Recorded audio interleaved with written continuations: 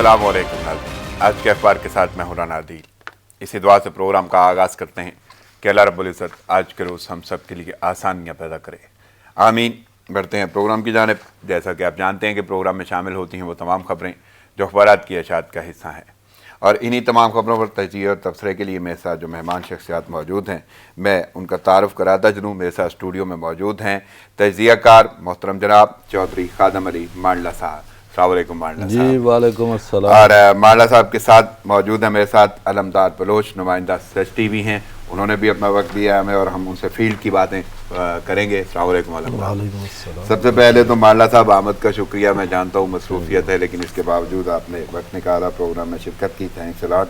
चलते हैं अखबारात की जानिब, और सबसे पहली खबर जो अखबारात की ज़ीनत बनी है वह नैब के हवाले से चेयरमैन नैब का बयान है, और करप्शन मुकदमात के फैसलों में ताख़ीर, नैब ने ज़िम्मेदारी हुकूमत पर डाल दी, एहतसाब अदालतों के क़याम में ताउन नहीं किया जा रहा, केसेस पर 30 दिन में फैसला मुमकिन नहीं, चेयरमैन जावेद इकबाल का जवाब सुप्रीम कोर्ट में जमा। और वो कहते हैं केसेस पर 30 दिन में फैसला मुमकिन नहीं। वजूहात भी उन्होंने बताई हैं, अदालतों पे बहुत बोझ है। तो मांडला साहब कैसे देख रहे हैं? बिस्मिल्लाहिर्रहमानिर्रहीम। बहुत शुक्रिया राणा साहब।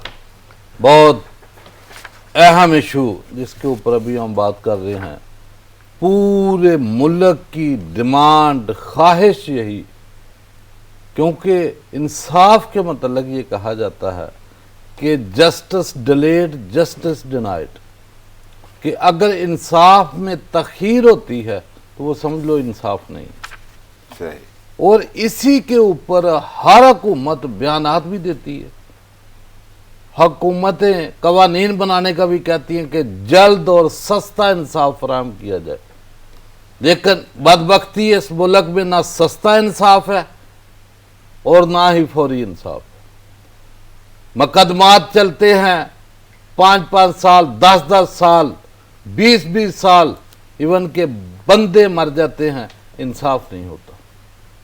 तो अगर हुकूमत या सुप्रीम कोर्ट इस तरफ जा रही है तो अभी देखें ना कि किस तरीके 30 दिन में, जैसे चेयरमैन नैब ने कहा कि इंसाफ या फैसले मुमकिन नहीं, कैसे मुमकिन नहीं? अगर कोई इंसाफ करना चाहे तो 1 घंटे में इंसाफ होता, क्यों नहीं होता? ये गरीब आदमी का इंसाफ थाने में 5 मिनट में होता है। ये बड़े बड़े मगरमच्छ, नैब के पास मुकदमात कितने हैं? हजारों की तादाद में होंगे। तो इसके लिए अभी जैसे हुकूमत और सुप्रीम कोर्ट ने भी ये कहा है कि 120 नई अदालतें बनाई जाए। किस लिए? कि जिनको ये 3-3 माह की, 2-2 माह की लंबी लंबी तारीखें मिल जाती हैं, जब ये 120 अदालतें नई बीच में आकर 147 बन जाएंगी तो फिर मेरा ख्याल 3 माह की तारीख 3 या 4 दिन के ऊपर आ जाएगी। क्योंकि ये एक पूरा करप्शन क्लब है।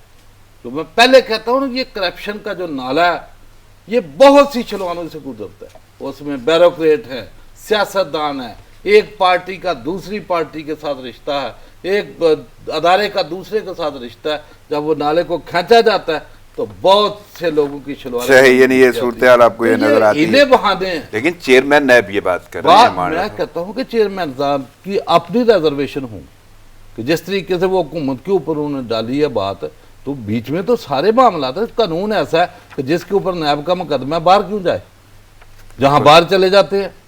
अभी कितने इख्तियारी इस पाकिस्तान के बाहर बैठे हैं, बुलाए कौन?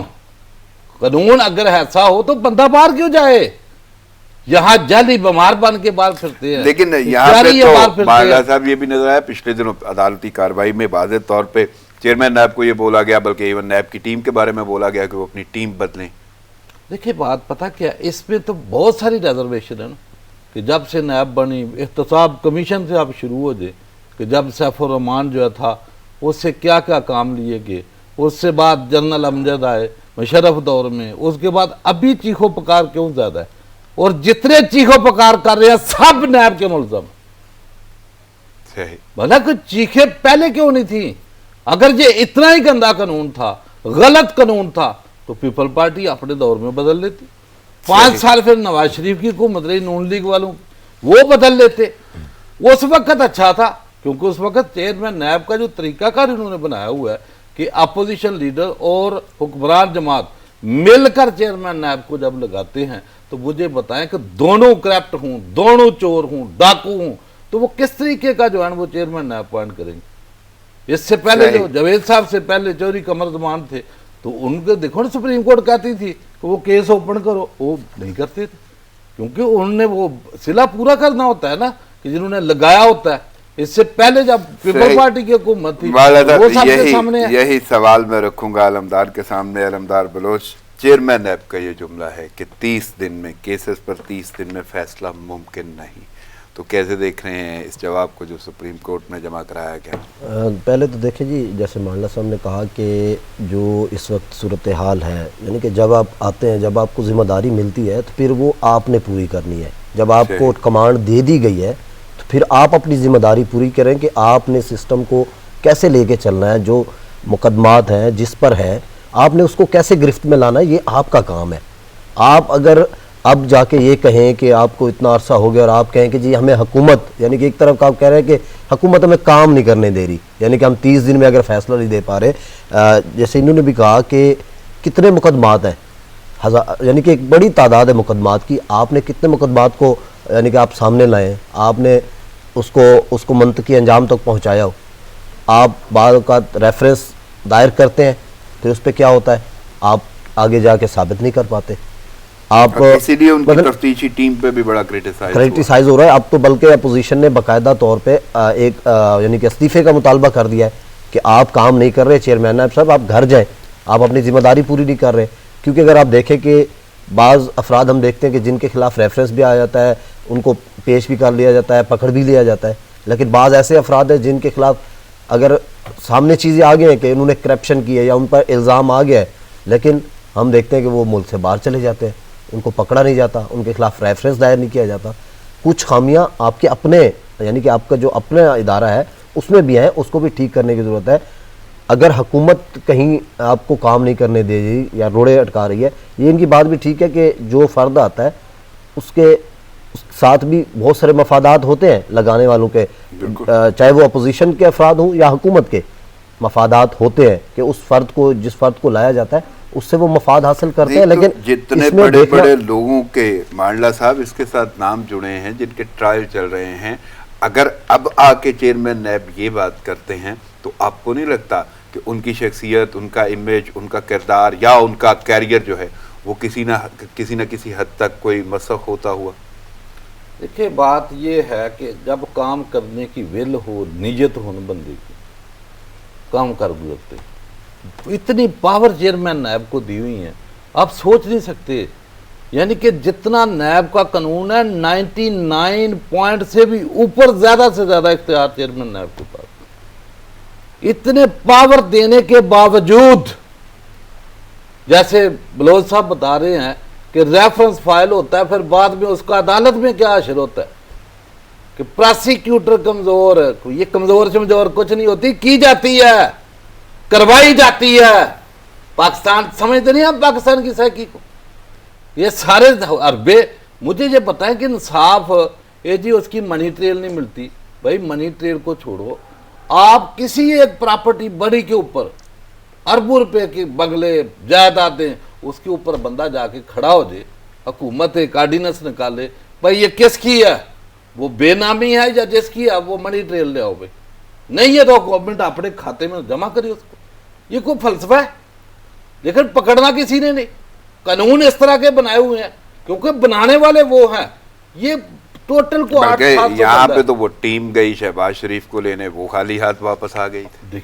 मतलब वो नहीं ना, पकड़ना जो नहीं होता है, कभी होता है कोई शहर भी हो, फिर इतनी बड़ी वो फेमस पर्सनैलिटी भी हो और जाकर वो खाली आ जाए, वो मिले नहीं। वो पहले शहबाज शरीफ, उसको हमजा को पकड़ना था, वो सीढ़ियों लेता हुआ नजर आ रहा था सबको, लेकिन नैब को नजर नहीं आता। सही। यानी कि जब बंदा जहाज पे चला जाता है, देखो ना जहाँ निज़ाम क्या है, जब बंदा पाकिस्तान में होता है तो उसका नाम ECL में नहीं डालेंगे, जब पाकिस्तान से बाहर चला जाता है तो बाद में जनाब उसका ECL में नाम। सही। अलमदार साहब, मैं अगर थोड़ा सा रुख करूं तो एक और शख्सियत है और वो सरकारी अफसर हैं, नौकरी करते हैं KMC की, لیکن اثاثے ان کے کینیڈا میں ہیں. اور یہ کیسے ہوا ہے؟ نیب نے ڈائریکٹر مسعود عالم کو 27 جولائی کو طلب کر لیا. تو اب ان کے ساتھ کیا صورتحال آپ کو نظر آتی ہے؟ اور نیب جو کہتا ہوا نظر آتا ہے کہ 30 دن میں فیصلے نہیں ہوتے، تو ایسے لوگوں کو پکڑنے کے بعد کیا صورتحال؟ پہلے تو یہ دیکھیں نا رانا صاحب کہ احتساب اس وقت یعنی کہ عوام بھی چاہتی ہے، جو اس حکومت کے یعنی کہ اپنے نعرہ تھا کہ احتساب ہونا چاہیے، ہر فرد کہہ رہا ہے احتساب ہونا چاہیے اور بلا تفریق ہونا چاہیے. جو بار بار ہم یعنی کہ آج اگر ہم بات کریں کہ وہ احتساب کا نعرہ جو حکومت کی طرف سے تھا، میرے خیال میں احتساب ہو رہا ہے لیکن ایک طرف ہو رہا ہے. یعنی کہ اگر اپوزیشن کو دیکھیں تو آپ دیکھیں کہ کتنے رہنما اس وقت اہم رہنما جیل میں، کچھ رہنماؤں پر ریفرنس ظاہر ہیں وہ عدالتوں میں آ رہے ہیں. لیکن اگر ہم دوسری طرف دیکھیں حکومت کی اس میں الزامات آ گئے، سامنے چیزیں آ گئی، لیکن کچھ نہیں ہوا، نہ ریفرنس ظاہر ہوا، نہ افراد کو پکڑا گیا. تو احتساب کے اس جو ایک چل رہا ہے اس پر ایک سوالیہ نشان ہے اس وقت. دوسرے جو آپ بات کر رہے ہیں نا کہ یہ صاحب جو ہیں مسعود عالم صاحب، یہ کوئی پہلا کیس تو نہیں آیا سامنے کہ ان کا یہ نکل آئے کہ کینیڈا میں اس کے اثاثے ہیں. بہت ساری آپ کے پاس سامنے آئی ہیں، کیسز آئے ہیں. ہوا کیا ہے؟ یہ بھی وہی ہے کہ چلے گا، سرکاری نوکری پہ ہے اور ڈائریکٹرشپ ہے، اچھی خاصی نوکری ہے مانڈلا صاحب، اور اثاثے آپ کے کینیڈا میں. دیکھیں بات یہ ہے کہ یہ پاکستان میں جتنے بیوروکریٹ ہے، ایک مسعود عالم کی بات نہیں، کتنوں کی ڈول نیشنلٹی ہے، کتنوں کے بچے باہر پڑھ رہے ہیں، ان کی تنخواہیں کیا ہیں، اخراجات کتنے ہیں. بات دور کی بات نہیں، آپ ایک ایک ایس ایچ او کو لے لیں، ان کے جا کے اثاثے چیک کر لیں. یہ جہاں وہ فواد حسن فواد تھا، یہ بڑے بڑے بنگلے باہر سب کے نظر آتے. پاکستان میں بہت سارے پولیس والے جن کے اتنے سے پٹرول پمپ آپ گنتی نہیں کر سکتے. مجھے یہ بتائیں کہ یہ نظام اس طرح کا ہے. آپ بلک کراچی میں پہلے وہ ایک کہتے تھے وہ مالی ہے، اس کے پتہ نہیں کتنے اثاثے تھے. وہ بلوچستان میں ایک پکڑا گیا، رات کو پتہ ہے نا وہ مشین نوٹ گننے والی منگوائی گئی. یہ سارے بیوروکریٹ ہی تو تھے. اچھا مانڈلا صاحب، میں ایک اور شخصیت اپنی انٹروڈیوس کرانا چاہوں گا، ناظرین کو بتاتا چلوں کہ ہمارے ساتھ اس وقت موجود ہیں تجزیہ کار محترم جناب عدنان عادل صاحب. السلام علیکم عدنان صاحب. وعلیکم السلام. عدنان صاحب، گفتگو چل رہی ہے کرپشن کے حوالے سے، نیب کے حوالے سے، اور اہم بیان ہے چیئرمین نیب کا. انہوں نے بولا ہے کہ کیسز کا فیصلہ جو ہے وہ کیسز پر 30 دن میں فیصلہ ممکن نہیں ہے. ایک تو یہ صورتحال ہے، میں چاہوں گا کہ پہلے اس پہ گفتگو کریں کیونکہ میرے پاس اس وقت موجود ہیں میرے ساتھ مہمان شخصیت چودھری خادم علی مانڈلا صاحب تجزیہ کار ہیں، اور ساتھ میرے علمدار بلوچ ہیں نمائندہ سچ ٹی وی. ان سے گفتگو ہوئی ہے، لیکن آپ کی میں رائے جاننا چاہوں گا، انالیسس چاہوں گا کہ چیئرمین نیب جب یہ کہہ رہے ہیں کہ کیسز پر 30 دن میں فیصلہ ممکن نہیں، تو کہاں جاتی ہوئی بات دیکھ رہے ہیں آپ؟ دیکھیں بات یہ ہے کہ اس کی تفتیش کے لیے 90 دن کا ٹائم دیا گیا ہے قانون میں. میرا خیال ہے قانون جو ہے اس میں کچھ اس میں ترمیم کی ضرورت ہے. 30 دن واقعی بہت کم ہیں.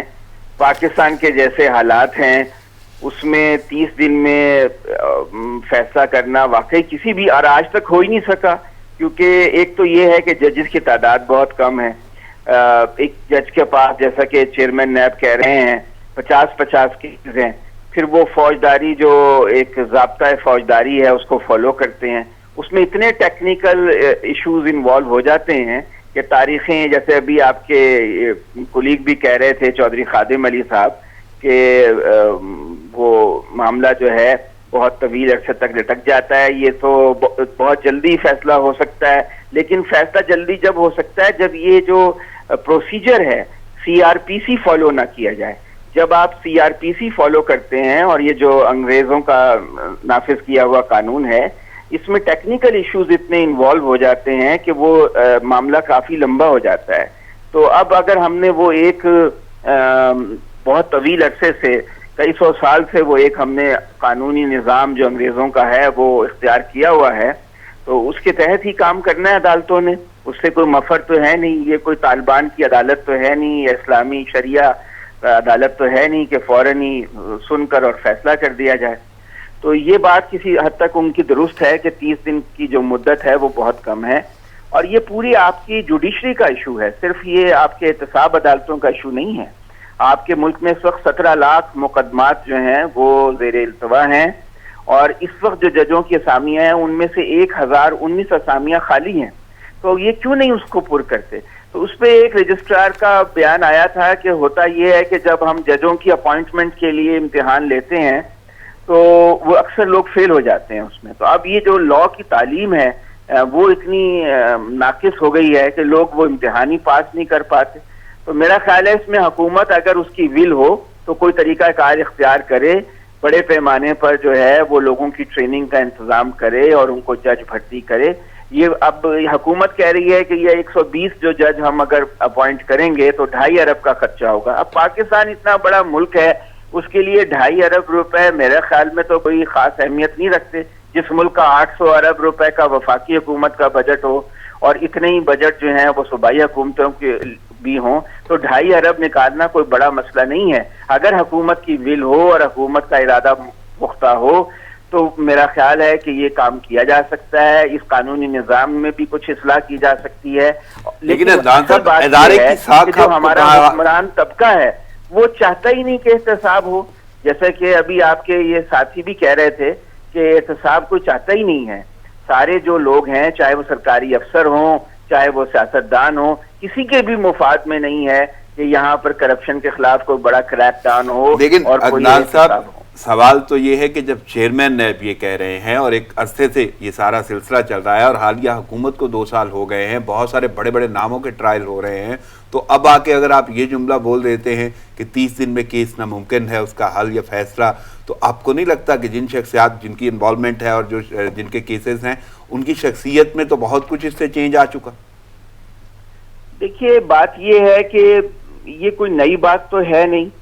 اب چونکہ سپریم کورٹ نے نوٹس لے لیا تھا اس لیے انہوں نے جواب داخل کرا دیا. اب کیسز تو ہم نے دیکھا, نواز شریف صاحب کے بہت اسپیڈی ٹرائل ہوا, اس میں بھی کافی ٹائم لگ گیا تھا. وہ بھی کوئی 1 مہینے میں تو نہیں ہو گیا تھا, بہت کافی مدت لگ گئی تھی, بہت مہینے لگ گئے تھے. تو یہ اکثر یہ ہوتا ہے کہ جب ٹرائل میں تاخیر ہوتی ہے تو بہت سے گواہ جو ہیں غائب ہو جاتے ہیں. جب ایک ٹرائل 10-15 سال چلے گا تو بہت سے گواہ ادھر ادھر ہو جاتے ہیں. یہی مقصد بھی ہوتا ہے, جو آدمی ملزم ہوتا ہے وہ یہ چاہتا ہے کہ مدعا غائب ہو جائے, اصل شواہد جو ہیں وہ غائب ہو جائیں, کیس کمزور ہو جائے. اور دوسرا یہ ہوتا ہے کہ وہ مل ملا کر تفتیشیوں کے ساتھ رشوت دے کر اصل کاغذ جو ڈاکیومنٹ ہے وہ نکلوا لیتے ہیں اور اس کی جگہ فوٹو کاپی لگ جاتی ہے. تو پھر عدالت کہتی ہے فوٹو کاپی تو جو ہے یہ عدالت کے لیے قابل قبول ایویڈنس نہیں ہے, تو کیس وہاں بھی کمزور ہو جاتا ہے. زرداری صاحب کے کئی کیسز میں ایسا ہی ہوا کہ وہاں پہ فوٹو کاپی لگی ہوئی تھی, اصل ڈاکیومنٹ نہیں تھا, تو وہ پھر عدالت سے چھٹ گئے. تو یہ جو پورا نظام ہی کرپشن کے اوپر ہے, پاکستان کا نظام چل رہا ہے سفارش اور کرپشن کے اوپر. پورا پاکستان کا سسٹم, چاہے عدالتیں ہوں, میں اس کے بدلاؤ کی بات تو کروں گا, لیکن ایک اور خبر ہے, وہی حال ادھر ہے. عدنان صاحب اس کے بدلاؤ کی بات تو کریں گے, لیکن ایک اور خبر ہے, ڈائریکٹرشپ ہے, یعنی ڈائریکٹر ہیں KMC کے اور ان کے بھی اثاثے کینیڈا میں ہیں, طلب کر لیا ہے نیب نے, تو کیسے دیکھ رہے ہیں؟ جی طلب کر لیا, اچھی بات ہے, لیکن کسی نتیجے پہ بھی تو پہنچے نا. آپ یہ دیکھیے کہ نیب نے اب تک جتنے بھی کیسز اٹھائے ہیں وہ کسی نتیجے پہ کنوکشن نہیں ہوتی. تو جب تک جزا سزا کا نظام نہیں ہوگا تو لوگوں پہ کوئی فرق نہیں پڑنے والا. یہ تو ہم کافی عرصے سے یہ دیکھتے آ رہے ہیں. اب لاہور میں ایک DIG آپریشن ہوتے تھے, وہ کینیڈا بھاگ گئے, وہاں پہ ان کے اربوں روپے کے اثاثے ہیں. اس طرح بہت سے لوگوں کے ہم نے دیکھا کہ یہ نکلتے رہتے ہیں. اور اکثر ہمارے جیسے کہ ابھی خادم علی مانڈلا صاحب کہہ بھی رہے تھے کہ ان کے سرکاری افسروں کے باہر اثاثے ہیں, ان کے بچے بھی باہر پڑھتے ہیں. جو بھی بڑے سرکاری افسر ہے اس کا بچہ A لیول کرنے کے بعد وہ یورپ یا امریکہ کی کسی یونیورسٹی چلا جاتا ہے. میں 30 سال سے یہ صحافت کر رہا ہوں, تو جب بھی ان سے بات ہوتی ہے وہ کہتی ہے اس کو اسکالرشپ مل گیا. تو سارے اسکالرشپ جو ہیں یہ افسروں کے بچوں کو مل جاتے ہیں. تو اصل میں یہ ہے کہ وہ رشوت کی کمائی سے اپنے وہاں پر 1 کروڑ روپے کا خرچہ ہے سال کا, تو وہ بھیجتے ہیں اپنی بچوں کو پڑھنے کے لیے تاکہ ان کا فیوچر جو ہے وہ سیکیور ہو جائے. جب وہ وہاں پہ پڑھتے ہیں تو ان کو وہاں کی نیشنلٹی بھی مل جاتی ہے, تو اور بھی تحفظ ہو جاتا ہے. تو پھر وہ یہاں پر آ کے بڑی پوزیشنز ہیں, ایگزیکٹو پوزیشنز پہ بیٹھتے ہیں. تو یہ پاکستان کی ساری رولنگ کلاس جو ہے یہ کرپشن پہ ہی چل رہی ہے. جب تک اس کے خلاف بڑے پیمانے پہ لوگ بغاوت نہیں کریں گے, سڑکوں پہ نہیں آئیں گے, یہ سدھریں گے نہیں. صحیح. عدنان صاحب ہم مزید آگے بڑھتے ہیں اور مزید خبروں کی بات کرتے ہیں. مانڈلا صاحب تھوڑا سیاست کا رخ کرتے ہیں, اور سیاست میں جو اس وقت گرما گرمی ہے وہ ہے پیپلز پارٹی کی جانب سے بلاول بھٹو. کل ان کی ملاقات ہوئی اختر مینگل سے, اس میں بھی تبادلہ خیال کیا گیا حالیہ صورتحال پر, اس کو ملکی سیاسی صورتحال کہہ لیں, اور اس کے بعد ایک اے پی سی کی صورتحال ہے, اے پی سی اناؤنس کی گئی ہے پیپلز پارٹی کی جانب سے, عید کے بعد اس پہ سارے اقدامات ہوں گے. تو یہ ملاقات, اور اس کے بعد پھر انہوں نے ایک کانفرنس کی ہے جس میں وہ کہتے ہیں کہ 25 جولائی 2018 سلیکشن ڈے قرار. اب حکومت کو جانا ہوگا. بلاول بھٹو کی للکار واضح طور پہ یہ کہہ رہے ہیں. آپ کو کیا لگتا ہے واقعی ایسا ہو جائے گا؟ دیکھیے رانا صاحب, یہ جو پیچھے ہم نے ڈسکس کی ہے احتساب کے اوپر, یہ ساری کڑیاں اس کے ساتھ جڑی ہوئی ہیں, کیونکہ جو وہ آگے دیکھ رہے ہیں کہ اپنا فیوچر, کیونکہ ان کا فیوچر تو جیلیں ہیں نا, جتنا مال لوٹا ان لوگوں نے, یہ جتنے بھی بیانات دے رہے ہیں وہ پیپل پارٹی کی طرف سے آئیں.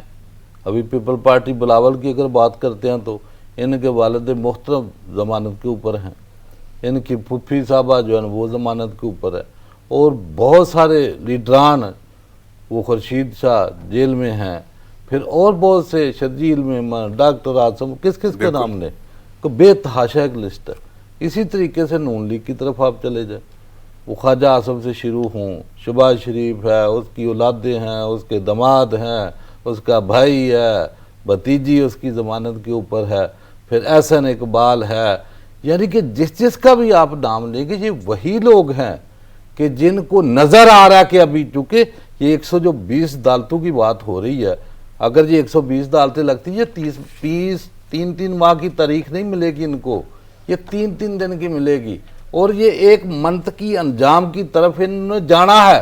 کیونکہ آپ کا ملک آ کر رک گیا ادھر, ملک کی حالت یہ ہے کہ 7 ارب روپیہ ایک دن کا ہم بیاج دیتے ہیں, 3400 ارب ڈیفیسٹ کے ساتھ آپ کا بجٹ بنا ہوا ہے.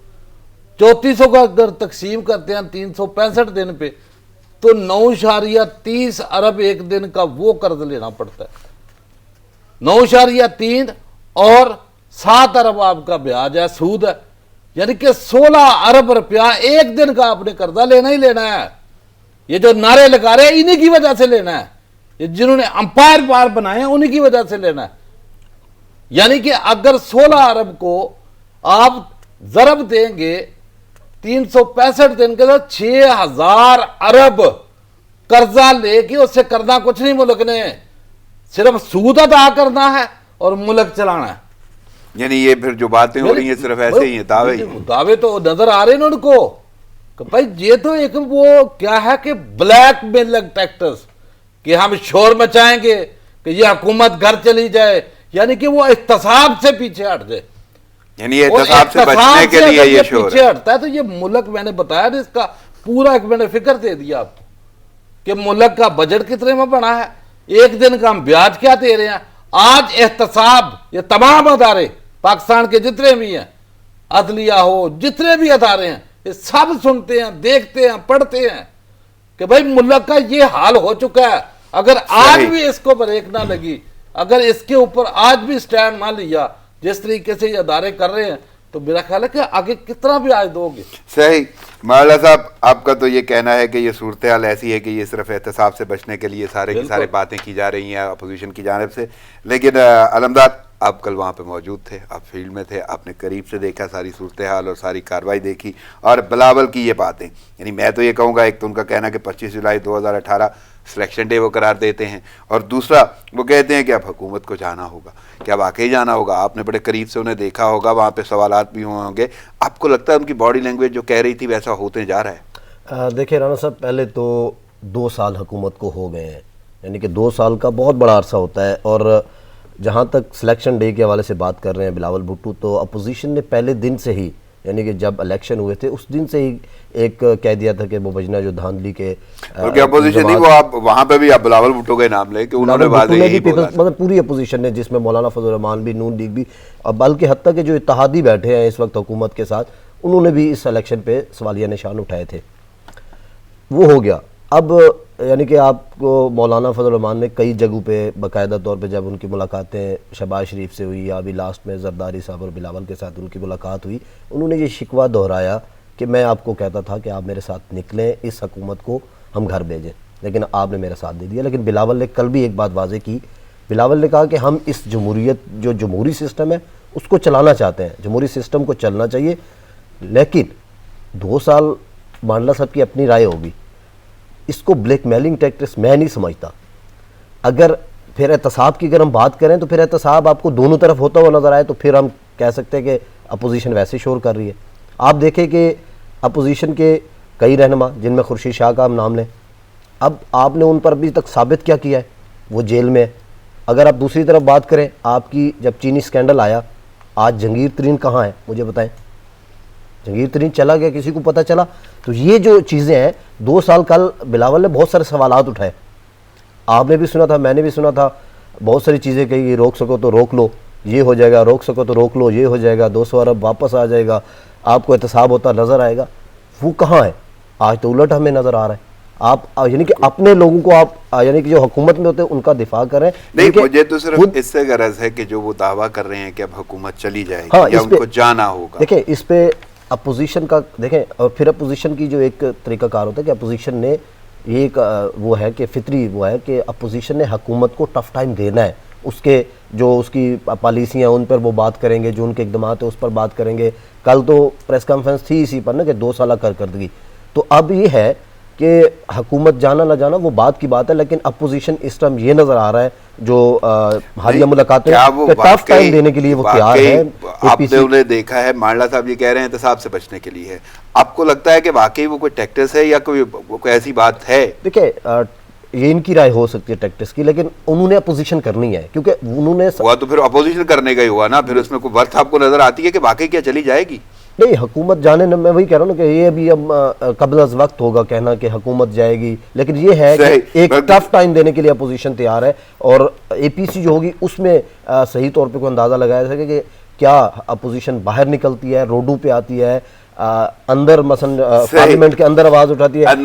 میں یہی سوال لے کے آپ کی جانب آتا ہوں کہ بلاول بھٹو یہ کہتے ہیں, ایک تو انہوں نے سلیکشن ڈے قرار دیا ہے 25 جولائی 2018 کو, اور دوسرا ساتھ میں وہ کہتے ہیں کہ حکومت کو اب جانا ہی ہوگا. اور یہ للکار یا یہ بات آپ کو لگتا ہے کہ واقعی حکومت چلی جائے گی؟ نہیں, یہ تو 2 سال سے وہ ایسی باتیں کر رہے ہیں. آپ کو یاد ہوگا پہلے تو وہ یہ کہتے تھے عمران خان قدم بڑھاؤ ہم تمہارے ساتھ ہیں, اسمبلی میں کہا تھا نا. مقصد یہ تھا کہ ہمارے خلاف کرپشن کیسز ٹھنڈے کر دو, کولڈ سٹوریج میں ڈال دو تو ہم تمہارے ساتھ کوآپریٹ کریں گے. اور لیکن یہ کہ شروع میں تو پیپلز پارٹی جو ہے وہ اس کو ایک صوبے میں حکومت ملی ہوئی ہے, وہ تو ایک علاقائی سی جماعت ہے اندرون سندھ کی, اسے پتہ ہے اس سے زیادہ تو ہمارا نیشنل اس میں شیئر بھی نہیں ہے.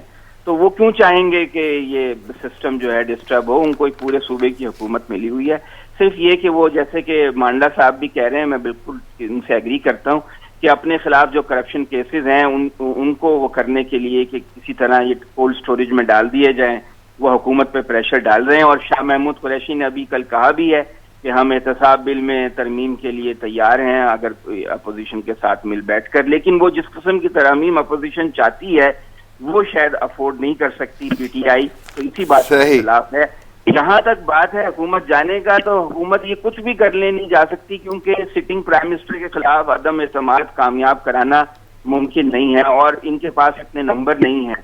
اور باقی جہاں تک اسٹریٹ پالیٹکس کی بات ہے کہ اتنا زوردار ایجیٹیشن کریں بہت طویل عرصے تک, اس کی ان میں سکت نہیں ہے. صحیح. عدنان صاحب, میں مزید آپ سے گفتگو کروں گا اور واپس آؤں گا جب آپ کی طرف, تو میں یہی سوال رکھوں گا کہ ایک ملاقات بھی انہوں نے کی اختر مینگل سے, اس کے حوالے سے گفتگو ہوگی. لیکن اس سے پہلے میں ذرا کراچی کا رخ کرنا چاہتا ہوں. وہاں پہ ہمارے سچ نیوز کے نمائندہ ہیں عطا حسین, اور وہ ہمیں انفارمیشن دیں گے مویشی منڈیوں کے حوالے سے. السلام علیکم عطا.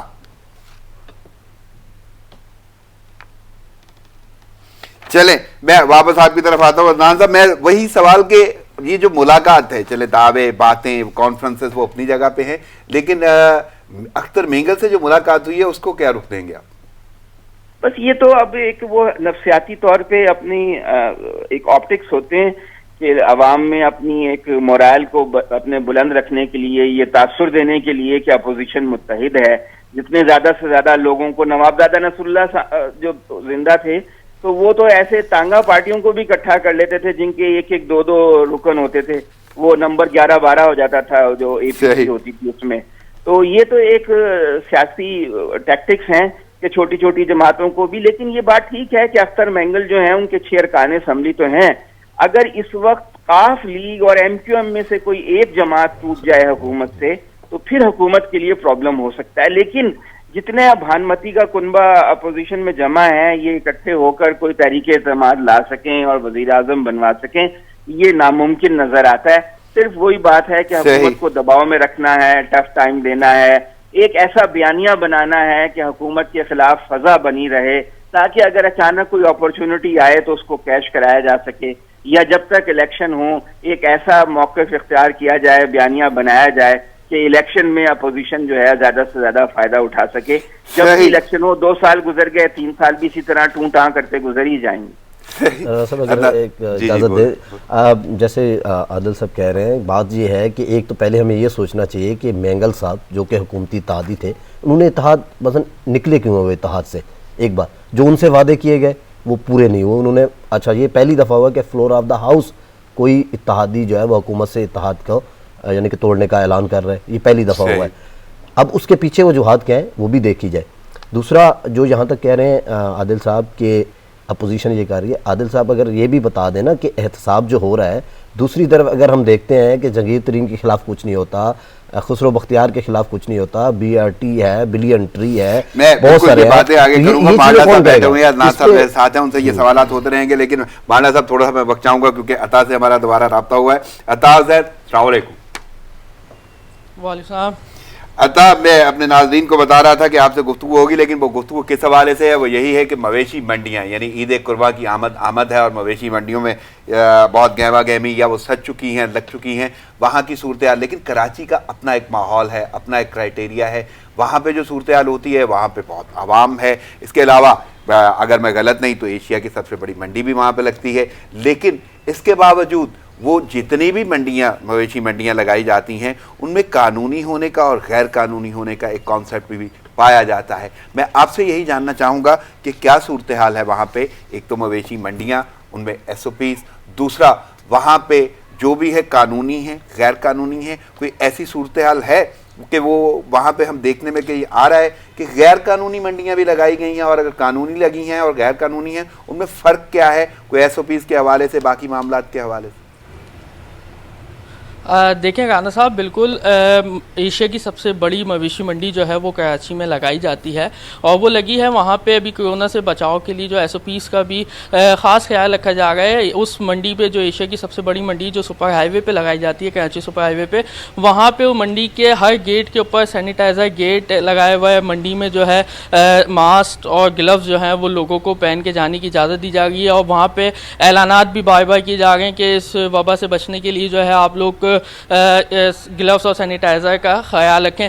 लेकिन यहाँ पे जब दूसरी चीज़ जो देखने में आ गई है, जो गैर कानूनी मवेशी मंडियाँ हैं जिसके खिलाफ दफ़ा 144 नाफिज की गई है, मगर ये जो है दफ़ा 144 की खिलाफ वर्जी होती शहर में नज़र आ गई। शहर के मुख्तलिफ मकामात पे जो है वो गैर कानूनी मवेशी मंडी लगाई गई है। सिर्फ कानूनी मवेशी मंडी जो है वो 4 करार दी गई थी कमिश्नर कराची की जानिब से, जिसमें एक सुपर हाईवे की मवेशी मंडी, एक मलिए की है, मवाज गोटा, इसके अलावा एक और मंडी है जो कानूनी करार दी गई थी। और इसके अलावा जो दीगर जो मवेशी मंडियाँ इलाकों में और इधर लगाई गई हैं सड़कों पे इलाकों में, तो वो जो हैं वो गैर कानूनी करार दी गई हैं। यहाँ पे डिप्टी कमिश्नर का जो अमला है उनका वो भी सो गया है, पुलिस भी सो गई है, कोई पूछने वाला नहीं है। मैं इस वक्त जो हूँ सफूरा के इलाके पे मौजूद हूँ और मैं मंडी के अंदर मौजूद हूँ। आप अगर मेरा कैमरा मैन असगर यहाँ पे दिखाया आपको ऐसा लगेगा कि मैं एशिया की सबसे बड़ी मवेशी मंडी में मौजूद हूँ, ऐसा हरगिज़ नहीं है। ये सफूरा गोट के इलाके में लगाई गई मवेशी मंडी है और इसके अंदर तकरीबन 700 से 800 के दरमियान जो हैं वो जानवर यहाँ पे मौजूद हैं।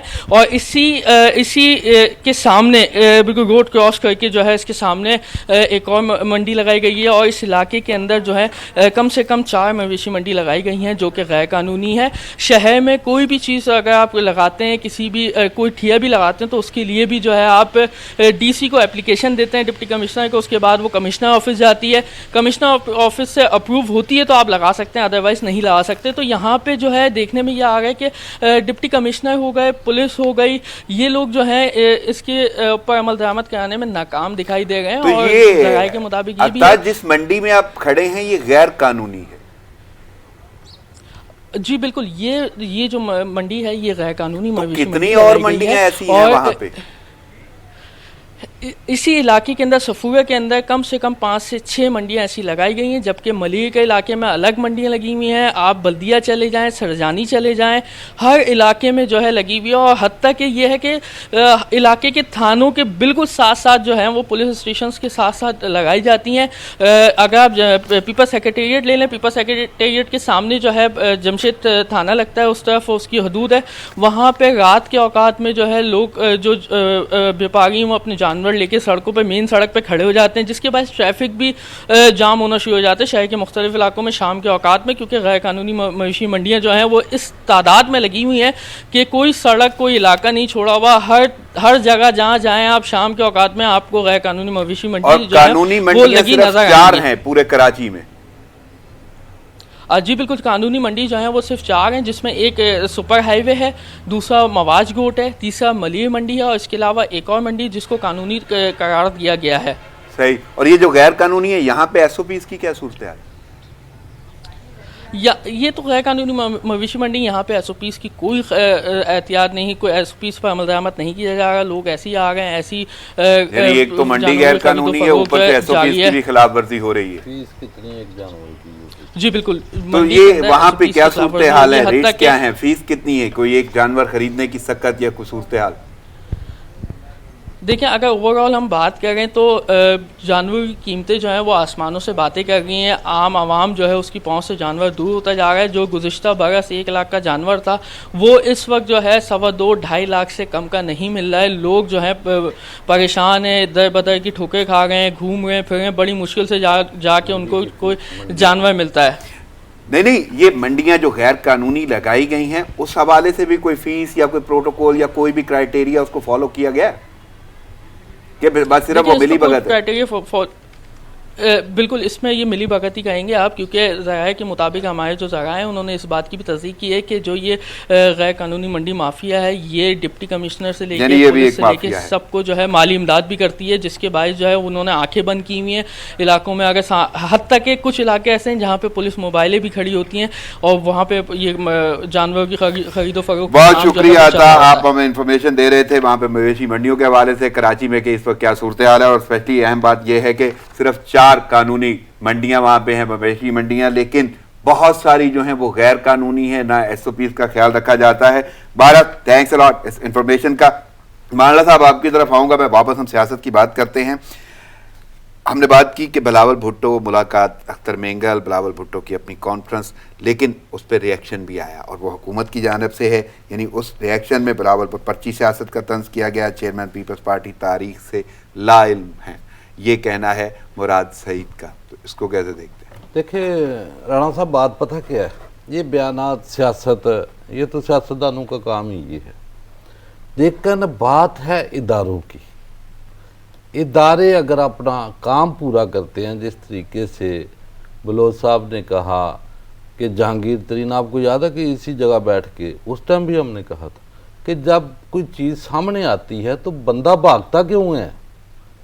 वो जहांगीर तरीन हो, खुसरो बख्तियार हो, कोई भी किसी भी पार्टी से उसका तल्लक क्यों नहीं, कि हमें कोई पार्टियों डिस्कस तो नहीं करनी यहाँ बैठ के। बिल्कुल, बात यह है कि ये दारे पाहज हैं इस मुल्क के।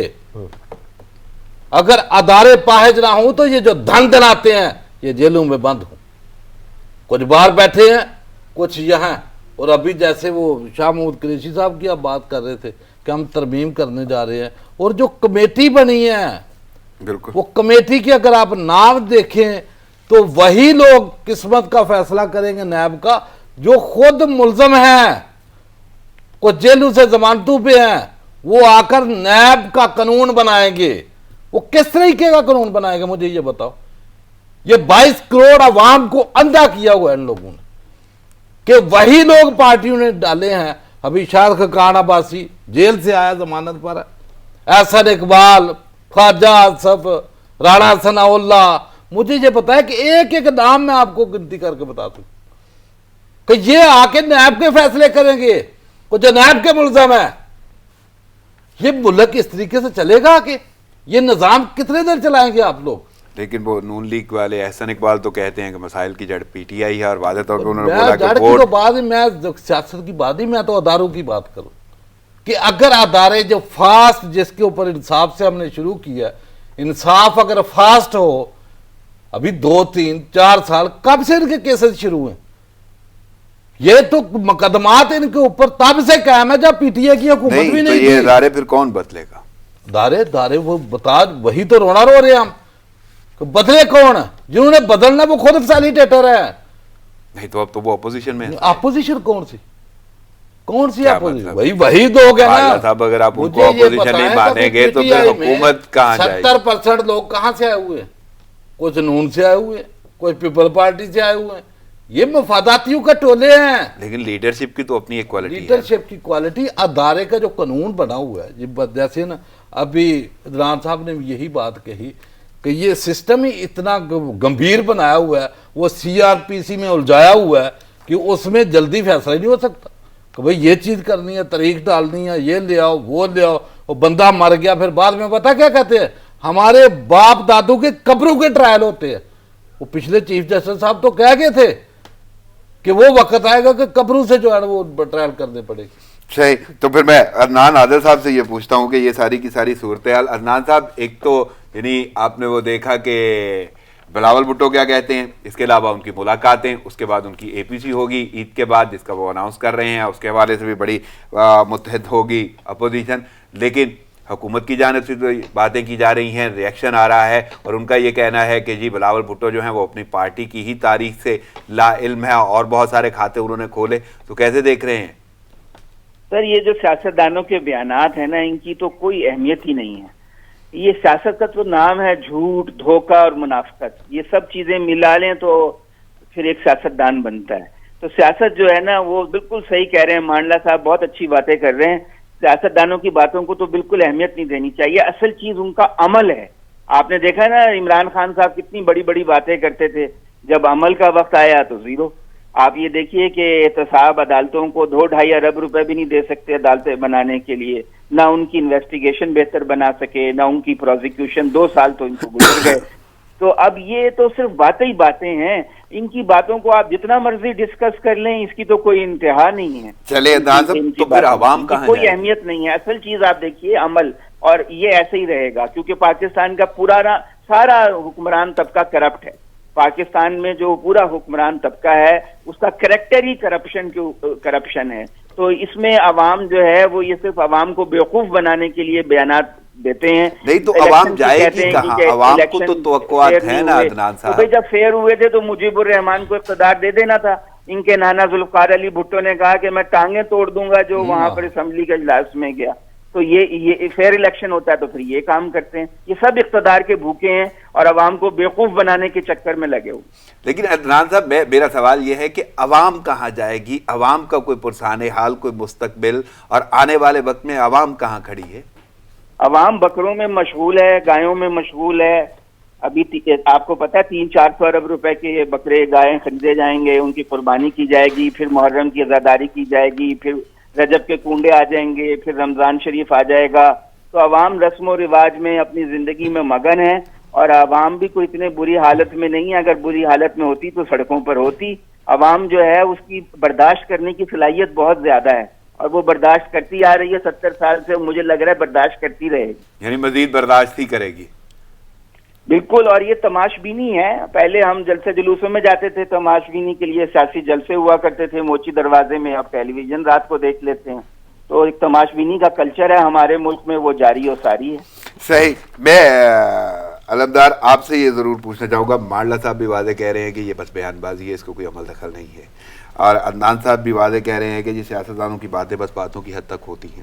تو آپ تو چونکہ ساتھ تھے اور آپ قریب رہتے ہیں اور موسٹلی آپ کا ملنا ملانا رہتا ہے، اسپیشلی اگر میں بات کروں پیپلز پارٹی کی تو بلاول بھٹو کی بہت ساری کانفرنسز اور ان کے معمولات آپ جانتے ہیں، تو آپ کو کیا لگتا ہے واقعی بس باتیں ہی ہیں؟ دیکھیں اس رانا صاحب میں ایک بات کروں گا، مانڈلا صاحب بھی بیٹھتے رہتے ہیں اسلام آباد میں مختلف، جب یہ جو نمائندے ہیں نا، عوامی نمائندے پارلیمنٹ میں بڑی بڑی باتیں کرتے ہیں، جب یہ اپنی نجی محفلوں میں بیٹھتے ہیں، اگر آپ ان کی باتیں سنیں تو آپ کے رونگٹے کھڑے ہو جائیں کہ یہ کیا کہہ رہے ہیں، کہ یہ یعنی کہ وہی بات ہے، ملے ہوئے ہیں، ان کا جو عوام ووٹ دیتی ہے مقصد ہوتا ہے کہ یہ جائیں گے پارلیمنٹ میں، ہماری بات کریں گے، ہمارے حقوق کی بات کریں گے، مسائل حل کریں گے، قانون سازی کریں گے، لیکن وہ ذمہ داری ابھی تک، یعنی کہ آپ جب سے آپ کا یہ جمہوری پروسیس چل رہا ہے آج تک عوامی نمائندوں نے وہ ذمہ داری پوری نہیں کی.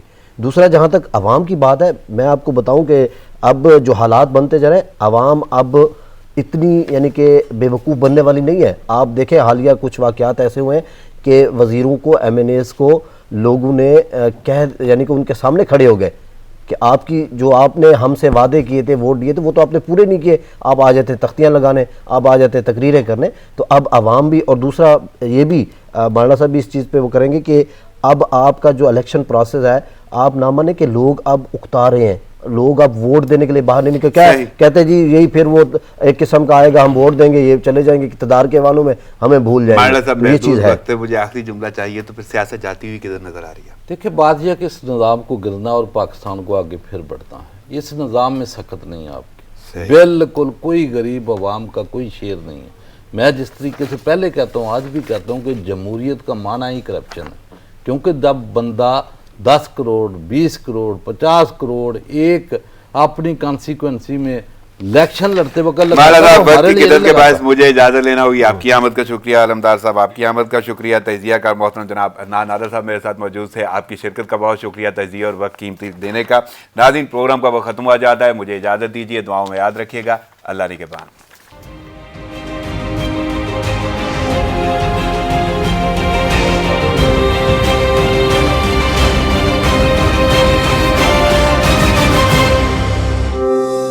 کیا آپ جانتے ہیں کہ جراثیم مختلف سطحوں پر 9 دن تک زندہ رہ سکتے ہیں؟ ٹوائلٹ اور باتھ روم روزانہ ہمارے استعمال میں آتے ہیں اور